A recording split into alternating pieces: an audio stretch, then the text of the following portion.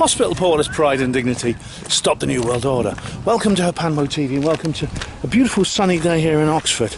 I'm actually off on another adventure. I'm going to another conference. Yes, it's the third one in just over a month. Can you believe that? Yeah, I can believe that, Ben. Yeah, I'm going to Kerry Cassidy's Wake and Aware at the UFO Academy. It's one I've been to many times before, and I'm really glad to be going back there again, especially not least because I missed the last one. As you'll remember if you're a regular viewer, I missed the last one, and the reason I missed the last Wake and Aware, which I think was last August or last September, the reason was, it was very simple. It was the very same weekend as the ASAP Seriously Strange conference. And I'd already booked to go to that with Leanne and Michael, so I couldn't go to Awake and Aware. To be honest, if I had to choose between the two of them, I'd choose Awake and Aware, definitely. Although I love the ASAP conference, it's very good, it's just Awake and Aware's better. Sorry, but it is. So I'd already booked to go and everything, so I went to that. But so now I'm going to Awake and Aware. I'll just show you it. Give you a few details about the event I'm going to go and attend. So this is where I'm going to go, the Awake and Aware 2025 conference. Saturday the 5th of July, Sunday the 6th of July, and here are the speakers. Kerry Cassidy, organiser of the event, or co-organiser. And then there's Miles himself, the one and only Mr. Miles Johnston. And Andrea Folks, who used to be a TV medium, and she's now sort of gone independent. And David Griffin, talking about alien fallout, about the bizarre Marconi deaths. Oh, if he turns up. And then there's Darren Brown, not to be confused with Darren Brown, who is this interesting chap who's had, what's it called, the psychic plumber, who's had really, really weird experiences in his life. Matt Hurley is a part of the Marshall Vine Summers community, who, of course, is well known through Lorraine Wilkins and her ubiquitous stall. You go to a UFO conference, she'll be there with her stall. And her colleagues will be in other places, like the guy I met in Contact in the Desert. Matt Hurley is going to be doing a speech. Simon Parks giving us the latest on the whole UFO issue and how it connects to the alien contact and intelligence services and the plan and stuff like that. And the amazing Maria Wheatley talking about stone circles and things like that. And all the things connected to Stonehenge, etc., and megalithic sites, and even other planets. She's moved on to other planets now. So, yeah, I'm really looking forward to this. It should be cool. It'd be great to meet other people again. And don't forget to get your UFO Academy T-shirt as well. It's a really nice day today, actually. It's very warm and sunny. It's not too hot though. It's not like it was last week. So yeah, very pleasant. I hope this weather continues through the weekend. I really do. Especially if we're going to go sky watching. Yeah, it's nice. Nice weather still. What that to read. Yeah. I talked about that on a previous video, if you remember. Well, welcome to London, the Babylon of the West. I've just arrived now. I've decided to walk to Euston Station. That's where I get my connection, the train to Watford. It's going to be a long way. It's going to probably, it's a bit windy here, hang on. It's probably going to take over an hour, but it's now about 4 p.m. The rush hour is in full force. I can't face the London Underground in the rush hour. I mean, it's at this time of day, it is a sewer on rails. So I'm going to walk. In fact, the guy I'm staying with, he specifically told me not to get there a bit before about 6 p.m. So that's okay. I mean, it means so I've got plenty of time basically. So I'm going to walk. I mean, it gives me a chance to check out the reptile house as well. Right. This is it. This is Buckingham Palace, where His Royal Imperial Maj lives. Nothing much has changed. Well, the big cage is still there. That was put up a few years ago. Nothing much has changed. It's pretty timeless, actually. This place, the House of the Lizard King. We've still got the anti-ramming defences there, and there's lots of armed police around. There's the guards on. The guards are doing their usual boogie at the front. As always, they're ceremonial. It's a ceremonial role they play. And there's, of course, right, it's flying the Union Jack. They're not flying the Royal Standard, which means old Big Ears is not in. They always fly the, if the King is present at any facility, whether it's a house, whether it's a ship at sea, they always fly the Royal Standard, not the Union flag. Okay, so we'll go along here. It's ironic because it's the only place you can fly the Union flag, Union Jack. Someone's called the Union Jack, but I think it's probably called the Union flag. The only place you can fly it here is without being accused of being a racist. Anyway, carry on along here. There's the Victoria Memorial with the winged humanoid on it. Interesting, now lots of winged humanoids. Makes you wonder where that comes from, you know. Like, I think I made this point before, but where does, obviously they signify angels, but if you read the Bible, angels are not described physically, and they certainly weren't described as having wings spraying from their shoulders. Of course, demons are often portrayed the same way. They have wings spraying from their shoulders, usually bat wings rather than bird wings. So it makes you wonder where that comes from. I mean, who got that idea and why? Because no, that's fine. If you read the Bible, angels are described as, well, they're sent into Sodom and Gomorrah to rescue Lot and his family, just before God smote it with fire and brimstone. Now, if the angels, obviously they didn't have wings sprouting out their shoulders, because otherwise people would have noticed them, so they have to walk unassumedly. So presumably angels are humanoid. As you know, if you read Roswell Rising, a novel of disclosure, available at all good bookshops now, price £10, and it's 2 sequels, you know that I have a character in there who is sometimes described as an angel, and he has several attributes which leads you to believe that's a good description of him. Now, he is essentially humanoid. You wouldn't know. It's only when you get to know him you realise that he's not a normal man. So, and presumably the angels are described as, the way they're role plays in the Bible, they look like we do. You might meet one, you might not even know one. You know, you may like the flying buffalo character in the story. Now, so where does this idea that angels have wings, you know, winged humanoids come from? Because winged humanoids are seen in paranormal encounters.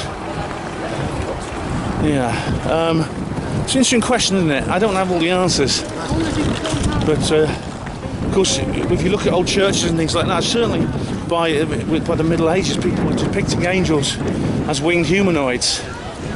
I think I'll walk around it. I think I've got to walk around the outside.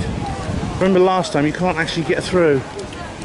Well, this is in James's Park anyway. Just because it's nice and shady here. It's actually getting quite hot now. Not as hot as the bloody underground will be, though, I'll tell you. Right, at least we have these damn scooters. Here we go. So we're going up the Mall now, and we have the Union Jack, but also the French tricolour. Now, why is that?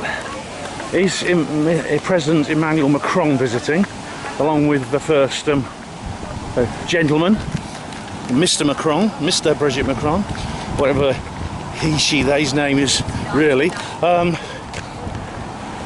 Is that what's happening? Could be.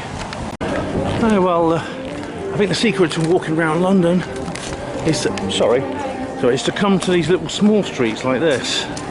Because London, the secret I think is come with a good map, an accurate map, and use these small streets. So this is actually quite nice. This is a pedestrian street, and it's pleasant. You know, there's nice smells, these pleasant little places to look at, and you can just walk up this way. I think which is Soho, I think, and there's a little rickshaw.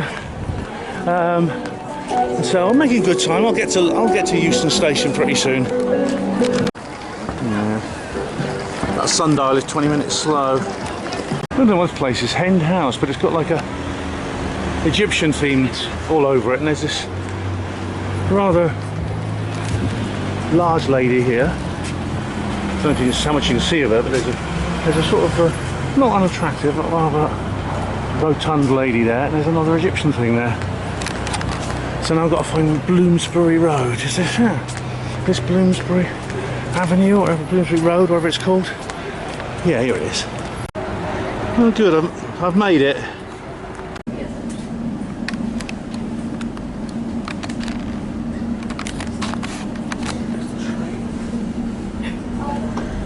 Yeah, I got straight on it as soon as I arrived at the station. Train to 20 past 6. The next stop is Wheatley. Welcome to Watford, everyone. Famous, of course, in the annals of HPANWO for its anti-troll history. But I'm here for another purpose entirely. But I've got to go and find my friend, who I'm staying with. So we're going to head there now. Okay, yes. Well, I've arrived. I'm here. You'll recognise this place. You'll recognise this channel here. The one and only David. How are you, Dave? You all right? Hello, very well, thanks. It's good to see Ben back. You caught the sun. Did you have a nice holiday? Yeah, I was in Benidorm for a few days. No, it looked good. I like the photos look good. Yeah. Oh, thanks. But now we're going somewhere a little bit more exotic. We're going to the UFO Academy tomorrow, and it looks like fun. I mean, I'm looking forward to this. It's mostly speakers we've seen before, but it'd be nice. It'd be interesting to see what updates they give us, and it'd be good to hang out with a fellow tinfoil hatter. So that's coming up tomorrow. Dave and I are going to have like a pizza and a few glasses of something. And I think I probably won't. Yeah, I won't be too late tonight. No, I won't be too late to bed though, because got to get up bright and early to make sure we get there on time. So and they also got a lot tonight. That's nice, yeah. So yeah, take it easy, guys. I'm looking forward to this.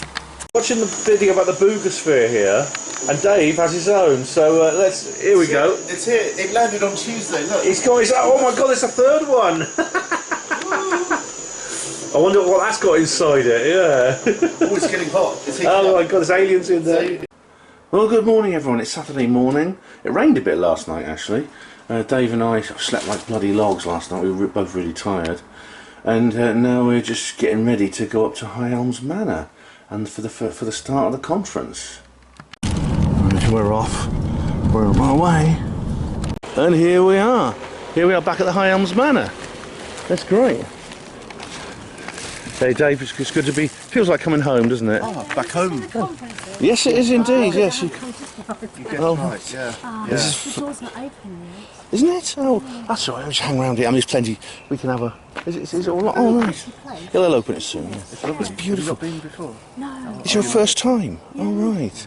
Yeah, oh wow. It's This is it's a lovely one. It really is. I've been loads of times. Yeah, it was a friend of mine that persuaded me, and I thought it's not something I'd normally go to, but. Oh, okay.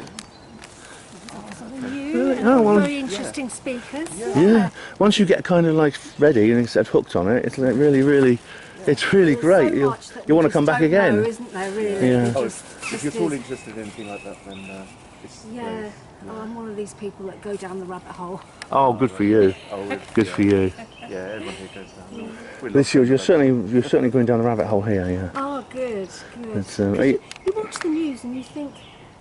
Having a laugh. I know. You know, they just gaslight you all the time. Yeah. I think there's so much more. Well, because they have opened the doors now, and because we've arrived early, we had a little wait. Dave and I got talking to some people, but we've actually got in. We're one of the first few to arrive, and Katrina opened the doors at about 9. So so we've got an entire hour here to explore, and it's not that busy. So this is the auditorium, and how you never normally see it. That's pretty good, isn't it? Yeah. Very nice.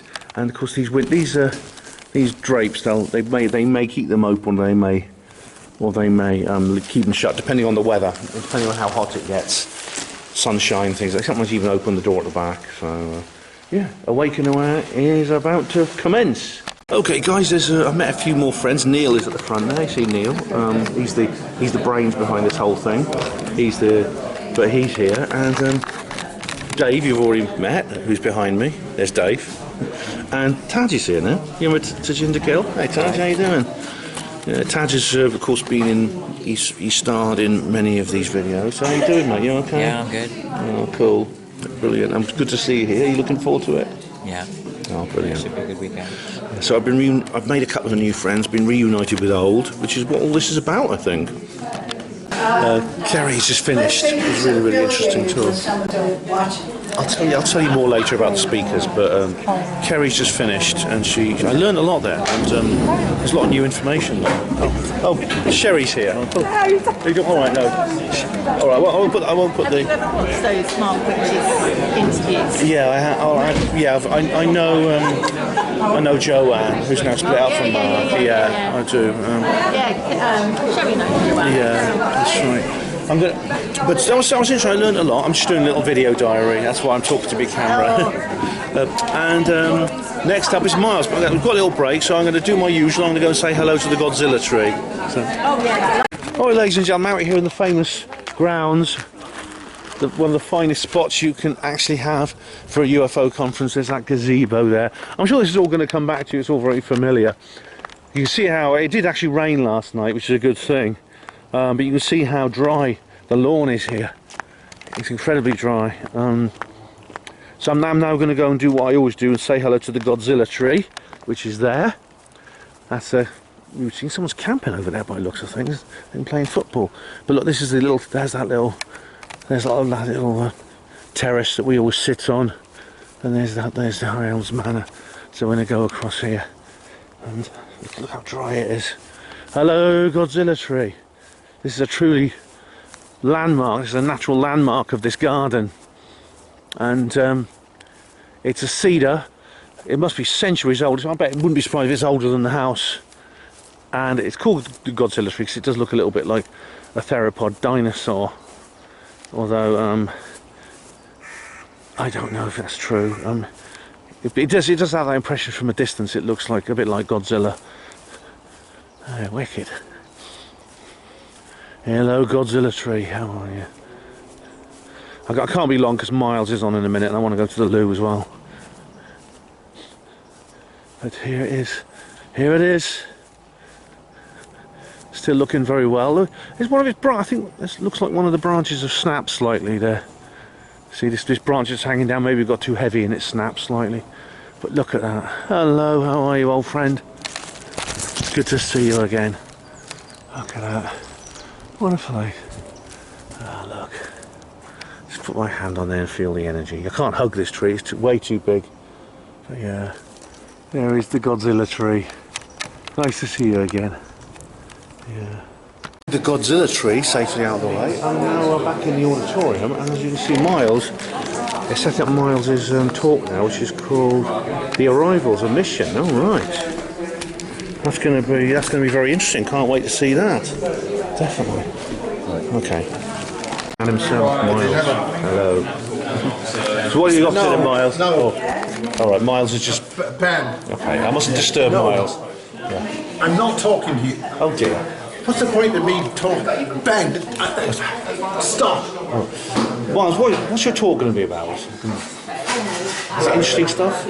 What you got with us? No. Oh really? Oh dear. Boring as shit. Don't watch it. All right. You heard him. You heard him yourself. Yeah, but, listen, just because I said I don't want to be in the shop doesn't mean that you're not going to put me in the shop. Oh, right, okay. The whole point is me to say, don't go away, go.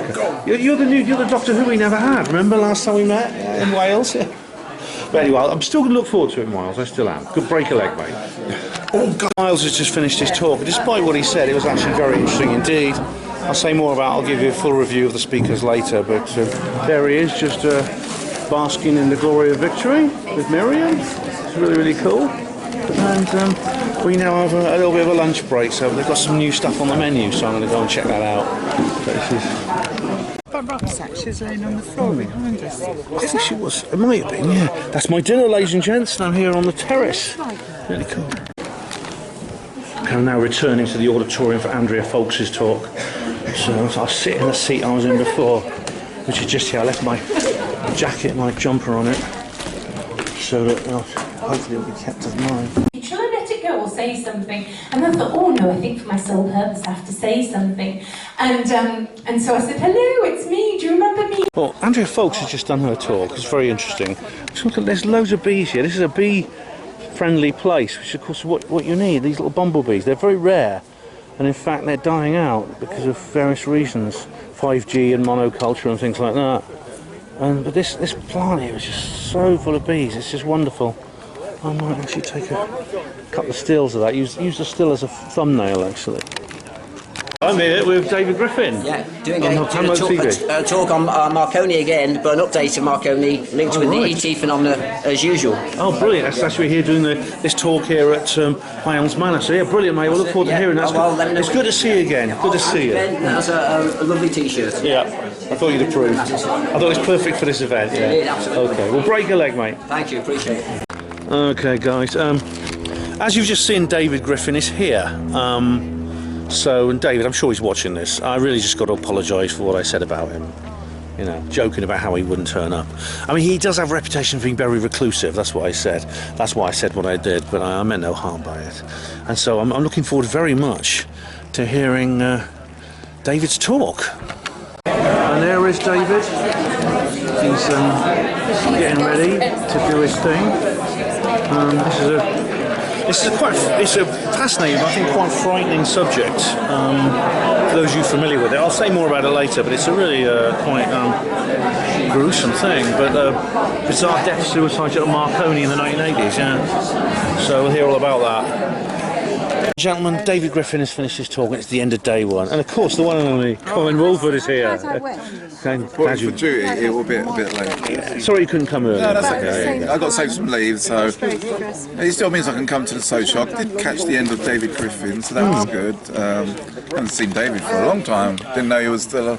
Well, he's famous for being a bit of a recluse, you know. But he looked well. He looked as good as I've seen either.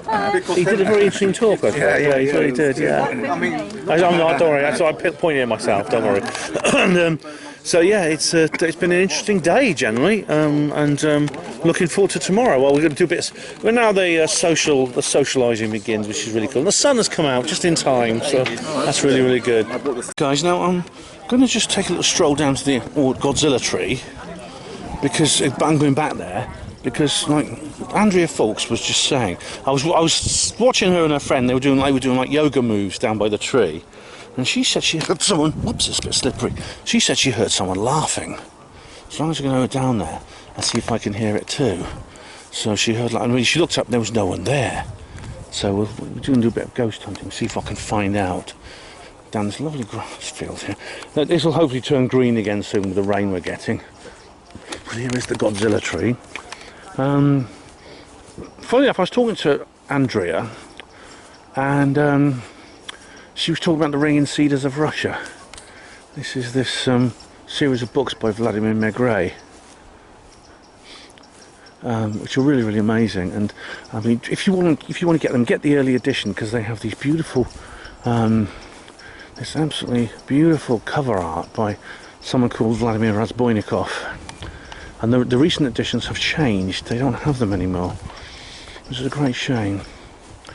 So she was about here. There's this little like semicircle of flowers. She was around about here, so let's just hear what we can hear. Is anybody there?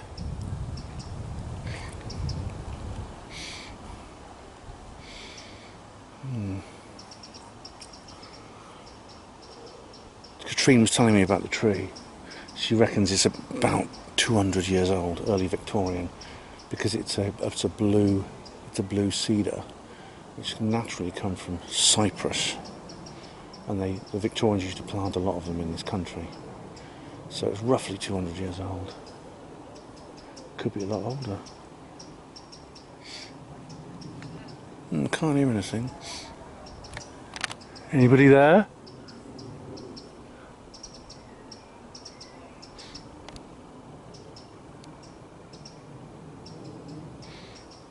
No. It may just be like a transient, or maybe something to do with her specifically. Oh well, I'm going to go back now.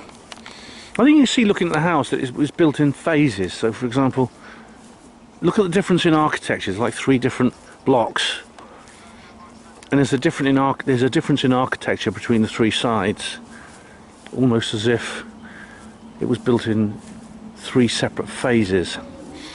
Funny enough, this once again they've hired this place out for a TV company as there's a TV show called Outrage, I think it's called, in which it is actually set in like a mansion of some kind, and they use this for the set, because this has been used for Doctor Who, for several other TV series, and so you probably recognise it actually if you watch those TV programmes. It's often used as a setting, a location shoot, and because the big studios down at Boreham Wood and Elstree are literally just down the road, just a few miles away, it's the perfect place for filmmakers to use. Definitely. There's this. We know this. This is the famous fountain. Whoa. Yeah, it's nice to be back here. Oh yes. The moonjack. Oh, okay, we've got a little muntjac deer. Bees are still going, Yeah, even though the sun's they're on cute. Yeah, it's getting like a bit late now. It's like the sun's getting low, but we're sitting here having like a social evening. You can see we're all sitting here talking, and it's getting dark. I've got my jumper on. I'm glad I brought this with me actually, and that it looks lovely in the evening. This garden, it really does. The Godzilla tree is glowing, as always. Yes, and there's this little deer having a little.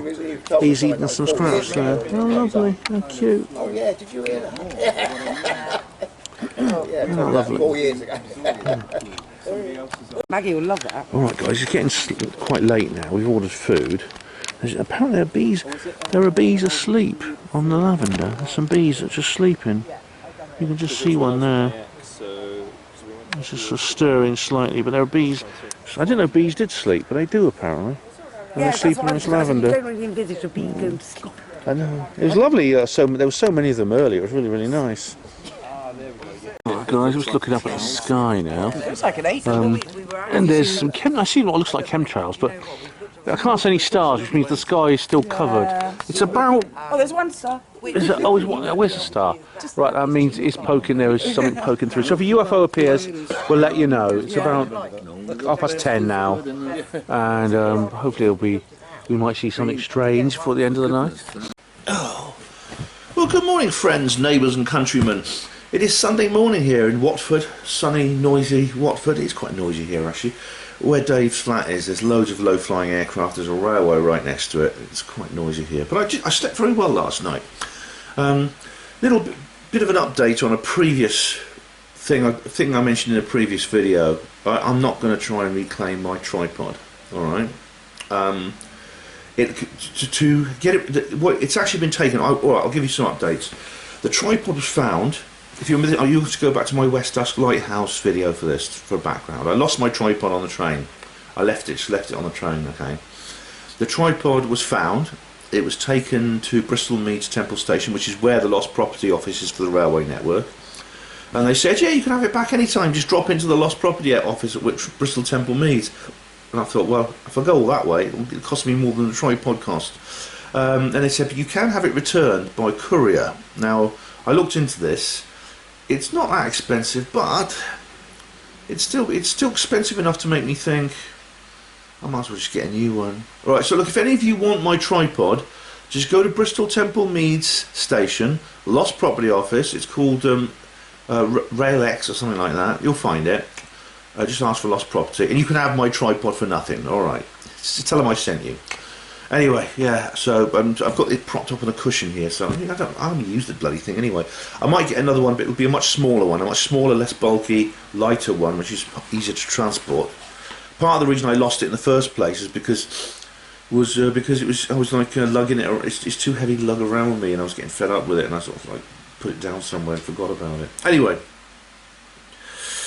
Kerry Cassidy was the first speaker yesterday, and she talked about something called Channel 17 on YouTube, which is very interesting. I might check it out. 17, of course, refers to you-know-what, a certain letter of the alphabet, which we can't name here. There's reports that there's going to be a new 9/11. This is from talking to various people like Juan Savin, which she talks about. Juan Savin is one of her contacts and whistleblowers, who is allegedly JFK Jr. Now this is where it gets confusing, because according to various Q posters, oh, I said it, I said the forbidden letter, damn, I'm cursed. According to the various you-know-what posters, the 17th letter posters, JFK Jr. is either 107, but that's a minority. There's a majority of people who think it's this guy called Vincent Fuchsia. And to be honest, there's more evidence for it being Vincent Fuchsia than 107. As I said, Kerry, I'm interested in what Kerry has to say, but I don't agree with every word she says. And she talked about something that might happen on the Golden Gate Bridge this month. She didn't specify what. There's various things, there's various black swan events they could pull. The deep state. There's like the war, there's the new pandemic, there's things like that, there's climate crises, extreme weather, which they can engineer. My guess is it's going to be... I'm more and more I'm thinking it's likely to be a fake alien invasion. And the reason I think that is because there's been so much predictive programming over the last few years for that. There was a TV series called The Event. Now, I've never seen it before. It came out in 2010. And it was cancelled. The second series was cancelled. And we've seen this before with Utopia, which I've covered on HPANWO Voice. Utopia is a TV series. It was started off on Channel 4, and there were 2 seasons, and then the third one was cancelled. But there was a remake on Amazon. There was an Amazon remake, which was quite good. Not as good as the original, but still quite good. That was cancelled after 1 season. And if you watch it, when you watch some... I've shown you some of the clips, actually. I've shown you the clips on my various videos to do with the you-know-what. I'm sorry I haven't used code words. The disease, you know, and the various depopulation things. The clip of the guy in the coach station chiding this woman for having a child, you know. And there's John Cusack sitting there when he's wrapped up in tape, telling his captors the story, what's happening. Kerry thinks there's some kind of quiet disclosure going on, and she thinks that the Nazis got technology from the aliens from Aldebaran, and they used them in Antarctica. Aliens apparently are everywhere now. They've appeared in South Africa, and what's interesting is they appear to be like Nordics in southern Africa. And Trader Mutwa said this, that there were creatures who looked like Nordics, which is why when the white settlers arrived in South Africa, the local people thought they were the gods from the sky, you know. Cradle Mutwa talked about that. But they are actually engineering themselves to look like black Africans now. And because aliens look like us, it's a bit like an unfunny version of The World's End. And she thinks the whole disclosure thing that you see in Congress and that is false, which I don't agree with. But there are white hats, which she talks about, from her various whistleblowers. Like, well, she mentions Mark Richards. Now, of course, I know Joanne Richards, his ex-wife. You know, the things he talks about just make no sense to me at all. We're actually experiencing multiple alien invasions, and they've already happened. And you see, this is more credible. That it could be that they're already here among us. I actually do think Kerry's right about that. And she believes that's already happened. It's been going on for a long time. And all of us have like alien DNA, but white people have more alien DNA than non-white people, which is interesting. I know we have got more Neanderthal DNA. And it's because we're apparently not useful to the deep state, so which could explain a few things you're not allowed to talk about on YouTube. You know, she mentioned something called Asiana Dean, who's written these things called Voyager books. Now I've not heard of these, but she says the reason humans are very unlike other animals, like we all look slightly different, so we're more discernible than many other species.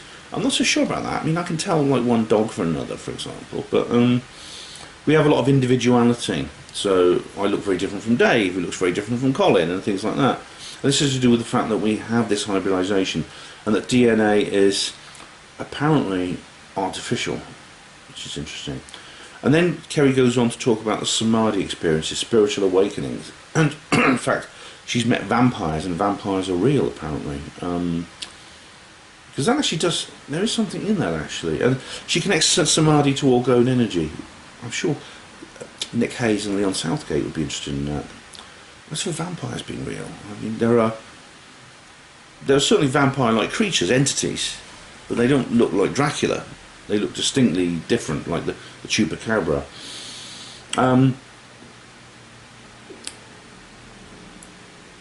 and she believes that the C word, you know, the disease, is actually a prelude to an alien invasion. This is interesting because Nick Pope said that. Well, he thought it was a prelude to disclosure, if you remember from Contact in the Desert. She believes that Melania Trump is Venusian, and there's other people from Venus called Val Valiant Thor. Now, according to Kerry, you know, Venus is actually inhabited. It's actually, there's actually like a covering over it, a bit like the Gulch in Atlas Shrugged, and underneath that there's like a green and pleasant land. I doubt that, actually, because for that to be true, it would mean that all those probes that landed there and all that science would have to be wrong. It would have to be essentially either some massive cover-up by the astronomers, thousands of them across the world, especially in the Soviet Union, and or they were all under some kind of delusion, and neither sounds terribly credible to me. If someone told me that Melania Trump was actually an alien hybrid without specifying the planet, I'd find that more credible.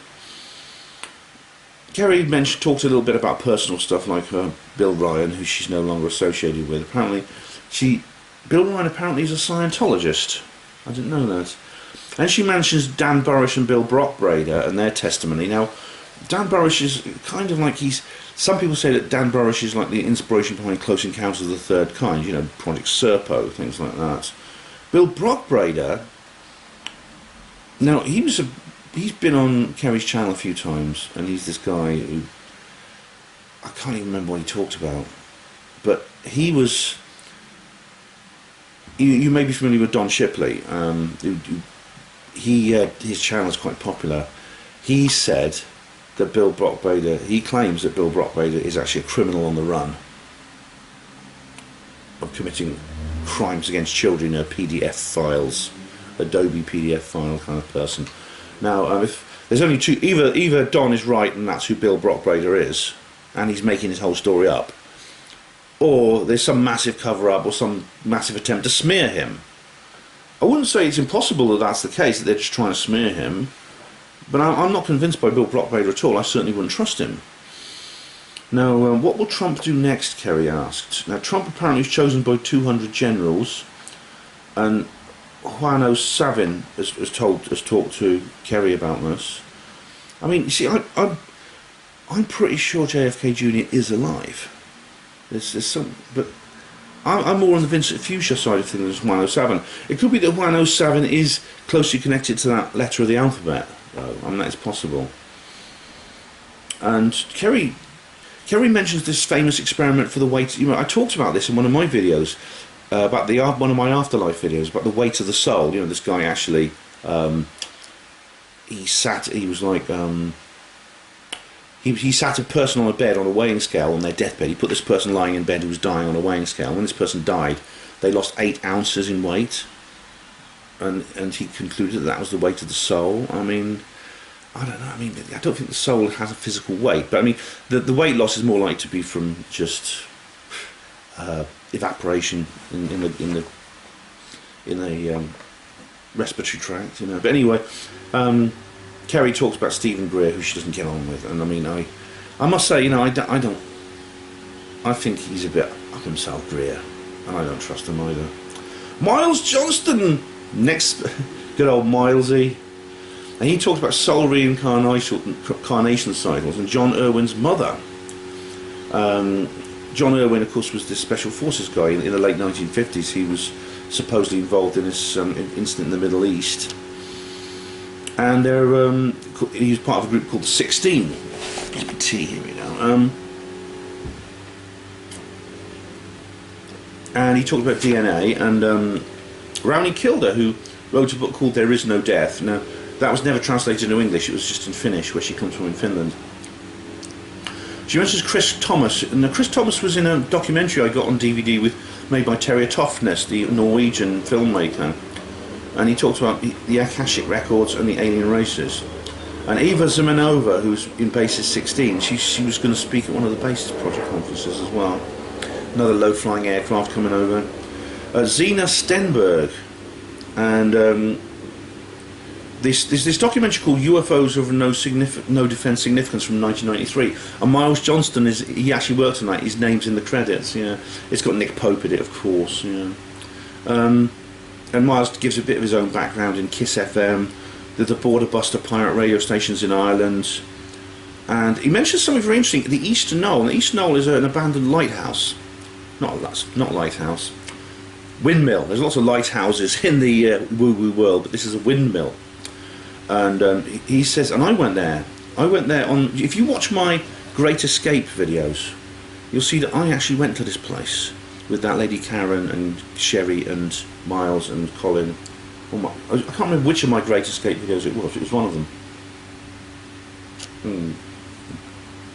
And apparently there was some kind of occult ritual in there to do with soul swapping, and there's some steps, there's 2 flights of steps, and they're very old. One's very worn down because of all the people who've been walking it over many years and centuries. The other is not, and he says that people went out and they didn't come in, and the wear and tear on the steps indicates that. Now I don't know exactly how that's possible, whether you can actually tell whether people are walking up or down some old steps. But I mean, I've seen steps with wear on them. There's a little dip in the middle, very old stone steps in places like castles, ancient castles and things like that. You must remember that windmill. It's on this hillside and there's a beautiful view. And then, yeah. And then he mentions people were leaving and not entering. And then he mentions something called Children of Stones, which is a famous TV drama. And it was quite scary actually, about these children who are captured, their souls are captured in these ancient monuments, these ancient megaliths. And he then talked about the RAF Lynham thing. He's mentioned this on his own channel. There was a landslide near there, and then there's massive radiation levels in the area, except by the gates of the airbase, which is strange because a clean-up operation would be really difficult to do. It really would. And there was something to do with there was something brought back from Afghanistan. Now there's all kinds of stories about Afghanistan, about how the soldiers found giants, but maybe there was an aliens as well, who knows. There's apparently an alien grave at Lockeridge, the ancient stone circle. I don't know what Maria Wheatley thinks about that. And he mentions someone called Caroline Coram, not to be confused with Caroline Corey. And there's apparently an alien grave in Oslo as well, and the gravestone actually looks like an alien, or aliens embracing humans and things like that. And he talks about this lady called Selena in the Soon group in Norway, Caroline Coram, and apparently Selena, you see, is maybe not her real name because it's an anagram of aliens, and that there's messages in these crystals as well. He talked about that. Now, there's very interesting stuff from Miles. Again, I don't agree with everything he says, but he's still... I respect Miles, like I do Kerry. Andrea Folks was next. Now, she's been on TV doing... She was like a celebrity medium who did some TV programmes years ago. And now she talks about past life attachments, channeling and healing. And about how you even pick up the emotions of your mother before you're born in the womb, you know, which is... quite shocking from my point of view. I can tell you, if you knew my mum, you'd say the same thing. But she says she's had contact with spirit babies who are waiting to come into the world, like souls that have not yet incarnated. And she started talking in this strange language, which she says is the light language from the spirit world, and singing in this high-pitched voice. I must apologise actually to you and to Andrea, because I fell asleep at this point. I was a bit dozy. I sort of dozed. This is not because she's boring, it's just because I tend to do that in conferences. And the final speaker was David Griffin. Like I said, I have to apologise to him for what I said earlier in the video. It's because he's just such a recluse, and you know, he often like he appears like he's going to appear again, and he doesn't. That happens a few times, but he is back. So I take back those words and apologise to him. And he talked about the Marconi deaths. And there's an entire book called Open Verdict about this. And it's very strange because, like, I think 23 scientists... I picked up one of his things here. Where is it? Yeah, one of these pieces of paper here. I have a list of the scientists. Yeah, there it is. See that? 23 scientists. Funny that number 23 keeps coming up, doesn't it? Very Wilsonian.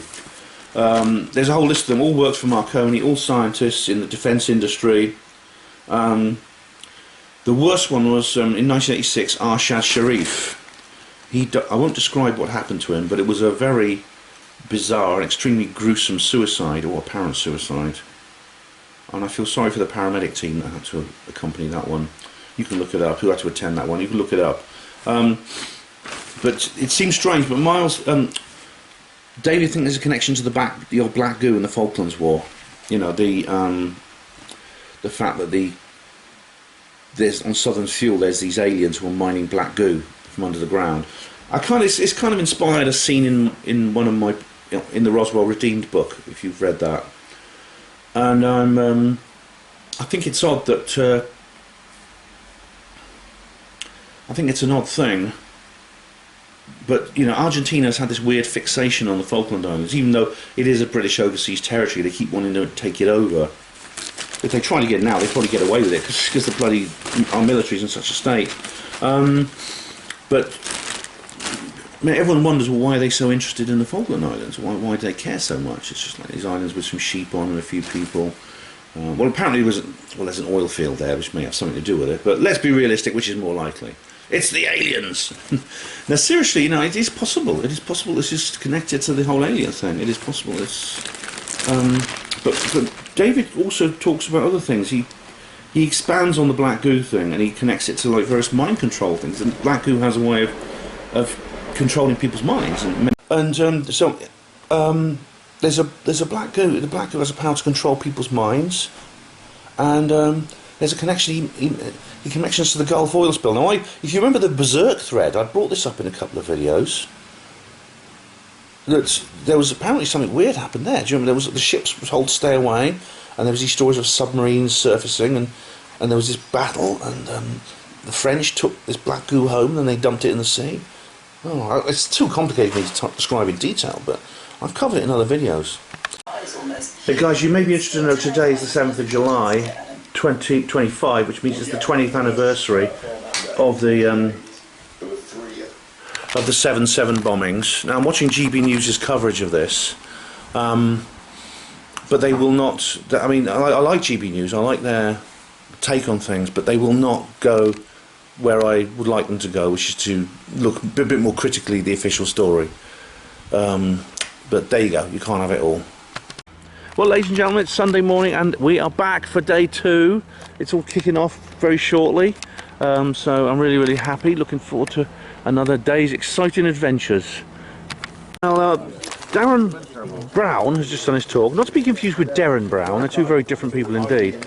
He's just done a very interesting talk. Obviously I'll review the speakers later, but I'm just going to... We're now out and having a cup of tea with my friends, Dave and Taj, and who you recognise, who've been in before, and I'm just meditating in front of the Godzilla tree. This is the best way to spend your break. For a diversion, which... That is a perfect t-shirt that Miles has on, and never a truer word is spoken, Miles. Well done. Never have critical thinking. Always do what the government tells you, because you can trust your MP and trust your Parliament, especially your intelligence services and your Prime Minister. Yes, trust them all the way. You are free to do as they tell you. You are free to do as they tell you. You are not free to do anything. Okay, I just finished the talk by Matt Hurley, the Marshall Vine Summer speaker. As always, I'm going to cover this in detail at the end in my speaker review.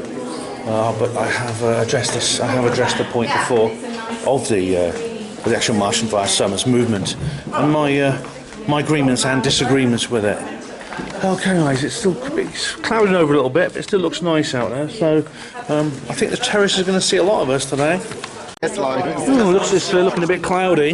There was a bit of rain forecast, but it's probably better this way than it being a heat wave, because it gets so hot in that auditorium. We have been here during heat waves, and the auditorium becomes incredibly uncomfortable. I've had some hot dog and a Jamaican chicken patty for lunch. The beef one's not very nice actually, but this Jamaican one's not too bad actually, and the hot dog's alright. The hot dog's pretty good. So I'm just going to just sitting here, enjoying the view and having a relax. It's going to be Simon Parks next, but apparently Simon's not here yet, so they're going to put Maria is coming up next. So it's Maria Wheatley. She may be doing the same talk she did at the Lighthouse, so I didn't do any speaker reviews there, so I'll do one this time. Alright, ladies and gentlemen, I've got time to take a little stroll, so I'm going to explore a little tip I've had, a little tip-off that someone has given me, which is that there may be something interesting around the perimeter of this particular of the grounds of this property. Now, apparently, High Elms Manor was used during World War II as an intelligence gathering military command centre. Lots of these old stately homes were. That's why Rudlow Manor has its association with the military. And this is another place that was, and it's in a perfect location, close to London, and very secluded. Perfect place for secrecy and privacy. Now, it's interesting actually that that Winston Churchill visited this location. Can you imagine old Winnie sitting on that terrace there with his cigar going, I'm absolutely convinced that in a few years' time we will make sure that there is a flying saucer conference in this area. But funnily enough, Winston Churchill, he did have an interest in UFOs, and actually, I wrote an article about this. I even mentioned it in one of my UFO disclosure videos. That there is actually a that he actually had what he called the Flying Saucer Working Party in 1952. And this was based on a lot of material gathered in the war to do with the Foo Fighters, which is the word they used. The RAF nicknamed the Royal Air Force pilots nicknamed the UFO phenomenon Foo Fighters. And what this means, apparently there are concrete pillboxes around the perimeter here, and I think we might have just come across one.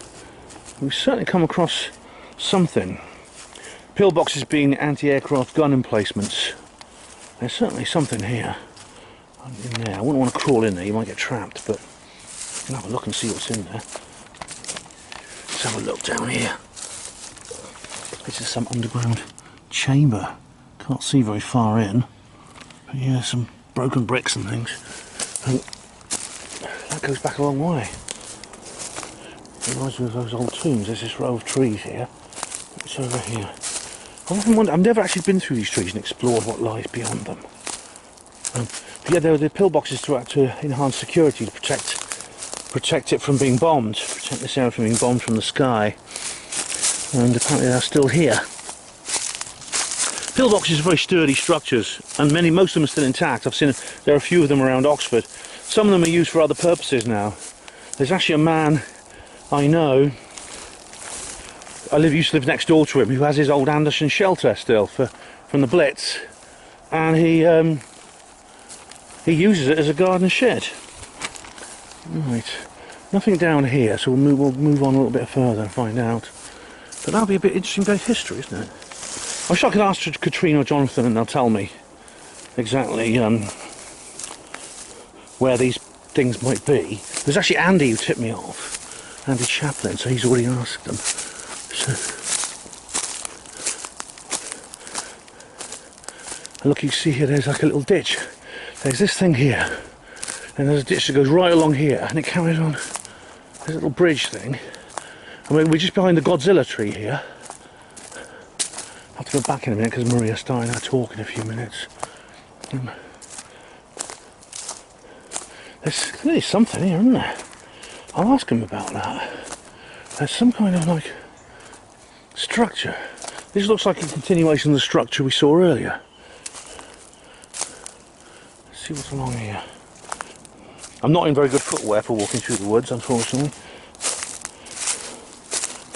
Luckily it's not too much undergrowth around here. Looks like this undergrowth's been cleared. I don't think I've got time to go any further, but I'll ask around, find out what all this is. There's a bit of history here. Interesting piece of history.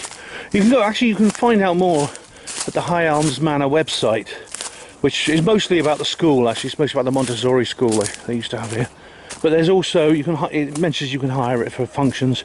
It's very popular with filmmakers and TV production companies. And also, you get a bit of the history of the place. Because it's about 300 years old, I think. you can check out the website and have a look. I might even do, or check out the Wikipedia page for this.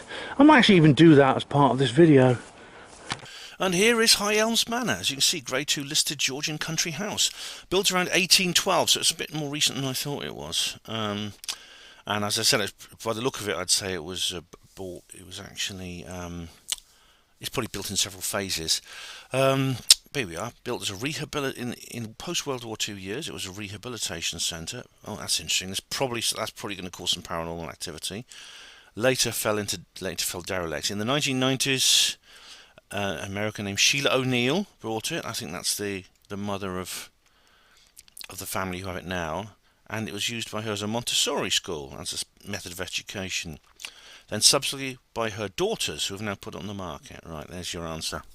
What I said earlier, I did wonder if it had been sold or not, but yeah, that's Katrina and her sisters, that's right. I think August Cavendish Bradshaw was the originator of High Elms. That's probably when the Godzilla tree was planted. I won't read all this, but he and his wife Mary Ann, that's this lady here, that's his wife, who were the first residents of High Elms. Were a very notable couple at the time. Advertisement for the sale. There we are. And it gives you a bit of background to the family there. Residents of High Elms between 1820 and 1890. There it is. There's the High Elms Manor on an 1856 map. It gives you a list of people here. And there is Claude and Ada Annie Wheatley. All right. Another family were there. Residents between 1911-1950. Something was called Garston Manor for a while, put on the market in 1911, purchased by Walter William Bourne. And who's this? Couple with a dog. Mrs. Doris Briggs and Colonel William Briggs, about 1930. Was that in there? That must be in the garden. See the trees in the background there. And it gives you a bit of background to those people as well. I'm not going to read you their entire bio, but in 1932, she put the house on the market, bought by Colonel William Hilton Briggs and his wife Doris, who I just showed you. And he was the managing director of Benskin's Brewery. Walton tells you when he was born, and his father was, etc., etc. And after 1950, the manor was sold to the hospital board and became a rehabilitation centre for many years. And then sold to the late Sheila O'Neill, who restored the property, as you've seen, and her daughters have put it on the market. That's the family there now. The manor was used as a film location for movies such as Nan Sharrow's Second Sight, The Hoobs, I've seen, excuse me, gotta see, Ultimate Force, Midsummer, I've seen Ultimate Force, Midsummer Murders, yeah, I like that one, that's a good one. Rosemary in Time, that was good. Not Chucklevision, EastEnders, bleh. Holby City, bleh. And the house is subject of, in 2011, the house was the subject of a Channel 4 television documentary. Alright. Officially renaming it as High Elms Manor. I didn't realise it was renamed that recently as High Elms Manor, yeah. Mrs. Watson, encouraged by Mrs. O'Neill and her 3 of her 4 daughters who taught at the school and still live in the house with their families. That's right, yeah, to develop their weddings and events business to generate extra income needed to maintain the house. And part of these weddings and events is, of course, the one and only UFO Academy. As you can see, Maria is just getting ready for her talk. She's got a splendid Stonehenge tattoo on her arm. It's possible this is the same talk she gave last time in the West Usk Lighthouse, which I didn't do a review of because I was too tired to do the speaker reviews, as you remember. I'm gonna, I think, let's see what she has to say. I'll do a speaker review this time. Alright.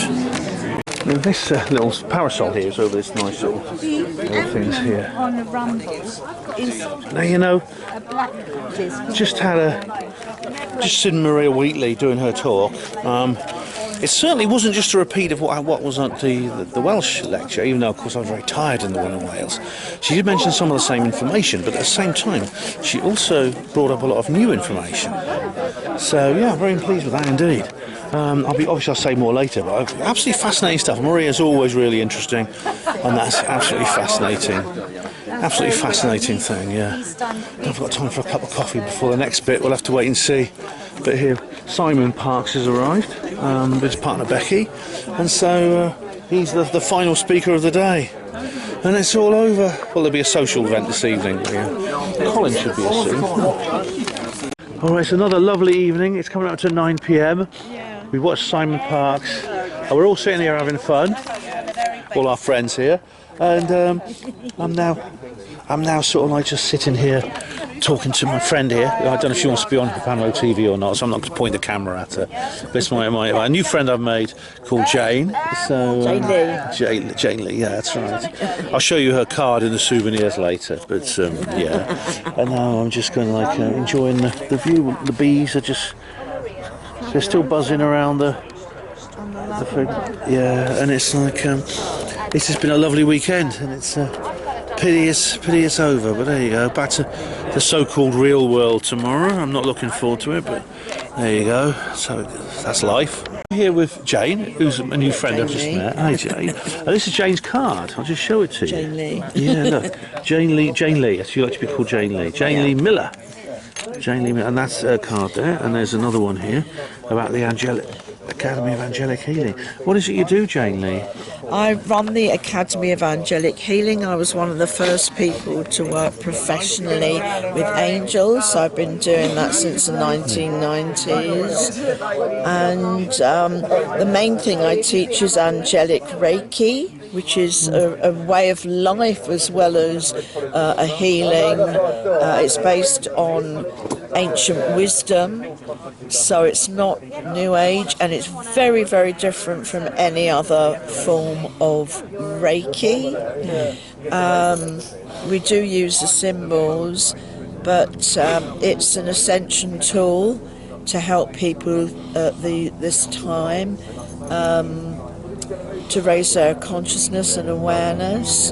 As we move forwards into 5D level of consciousness collectively, of course angelic Reiki itself goes way beyond the 5th dimension. But sorry about the background noise, but there's another helicopter.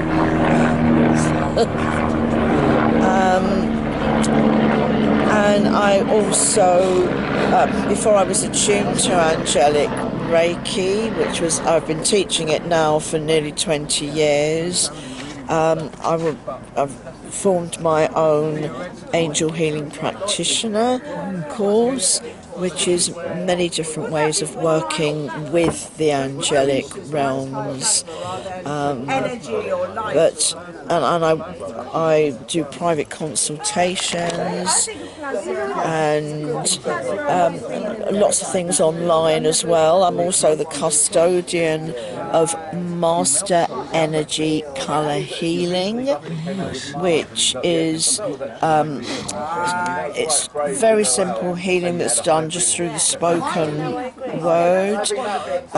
It works with angels, archangels, and all the ascended masters, and obviously colour as well.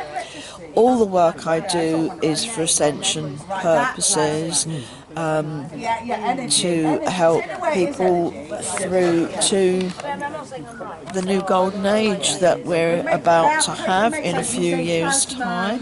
Lovely. So why did you decide to come to this conference? I'm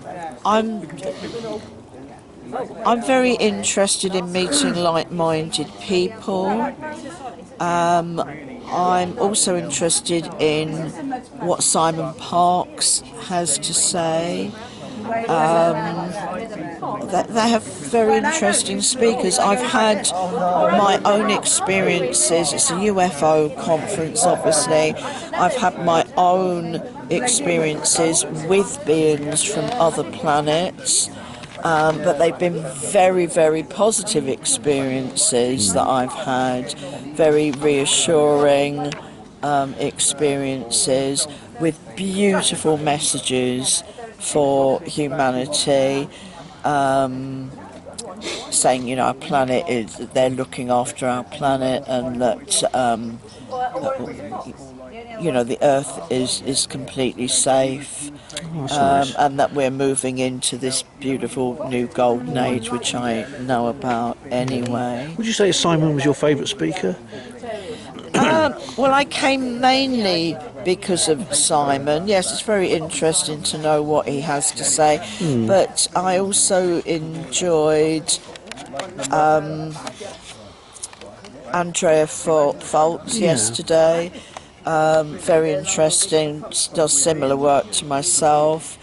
And also Maria Wheatley as well. Talking about ancient mysteries and things. Yes, good. that's also, she was a very good speaker, I thought. So yeah, it's a lovely conference. It's in beautiful surroundings. Katrine, who organises it, is brilliant, and of course Kerry Cassidy, her talk always very, very interesting. That's true. So I found that really really interesting, and just meeting lovely like-minded people, feeling in a safe environment as well. That's how I feel about it too. I'm kind of like that as well. I really come here for the social life more than anything, to meet new people, connect, to make connections with people and stuff like that. Yeah, so we can sort of stay in touch and like exchange ideas during the long walk through the wilderness between these conferences. But well, I mean, this is my life. I've been on a spiritual path for more years than I'd like to think of, probably about 55 years or so. So it's interesting that I'm very, very alone at those times. I mean, I do have a lonely existence, and we're all sovereign, we're all on our own individual path anyway. But for me, this is just a way of life. So this is just like an everyday thing for me anyway, because I've never. I mean, I've always spoken about what I do, more so than ever now. But of course, a lot of people have just only recently woken up. It's quite interesting because maybe people are having problems with family and what have you, but my family have always known that I'm like this, so this is nothing new for me, and it's I'm very fortunate in as much as I have I'm living the life of my dreams, really. I have a wonderful lifestyle. That's good. Having said that, I know we're coming into the most exciting times ever, so I'm very open to whatever's happening next, and my part in playing it. I remember a lot of my past lives, some in great detail, and I'm really just continuing the work that I've done in past lives as well, especially my lifetime in Atlantis as well. What were you in Atlantis? Well, I never knew who I was. I always knew that I was in Atlantis. Don't ask me how. It's just a knowledge that I had. I knew I was in Atlantis. I knew I was there till the bitter end. And then I had a very interesting experience. I went into the local health food shop, and the person who ran it said, "Oh, I'm glad you're here. Can you come out into the my office? I've got something to show you." And she showed me this picture that somebody had drawn of somebody with a turban, a man with a turban. I looked at the picture and I said, "Oh, that's your spirit guide, and whoever's drawn it is absolutely genuine. Who was it?" She said, "It's a lady called Patty Greenberg, and she's just down the road, you can, phone her up," which I did. She said, "Come round and have a look at some of my pictures."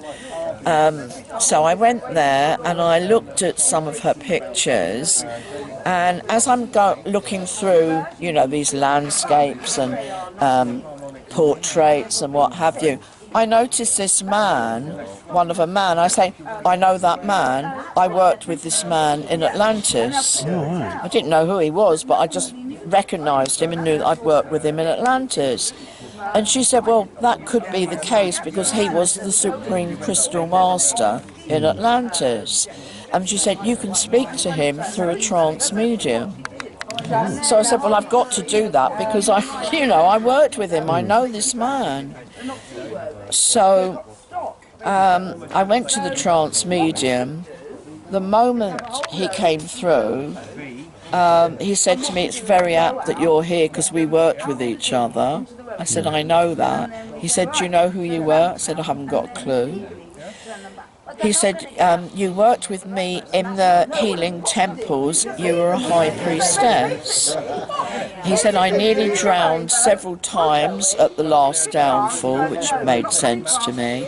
But I was rescued by a ship, whatever that was, and taken to Egypt, where we continued our work, but very limited because obviously after the downfall of Atlantis, we lost our divinity, we lost that divine connection. And we've now got that divine connection back because we're back in the photon band. At the last downfall of Atlantis, we were coming out of the photon band. It's the thing that goes around the galaxy, isn't it? Well, no, it's there permanently. It's us that's going round. It's the Earth that's going round in its circular motions. And we were coming out from the photon band, which is a band of light, into the darkness.